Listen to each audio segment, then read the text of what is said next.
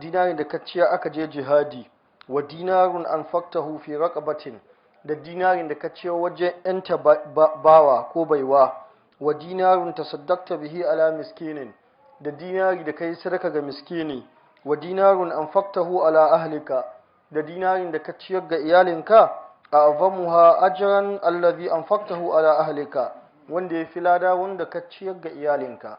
Wannan hadisi ya kamata kowane ku ya haddace shi, tashi masallacin su yayi wa'azi da shi.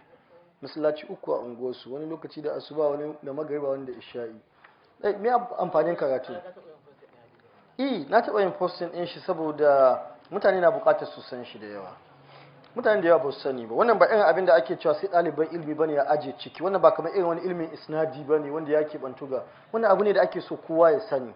Abu da ake so ya allama in an san wannan matsalolin al'umma za su rage.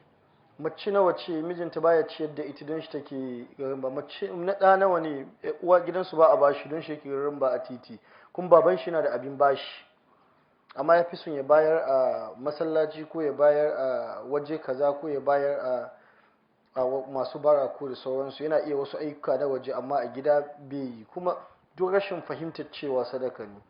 Mutane da yawa yanzu ne da Ufemin ɗin ya ce, mutane da yawa suna jin haka nan, suna jin sun yi qurba in suka bayar waje, ba su ji sun yi qurba in suka bayar ciki.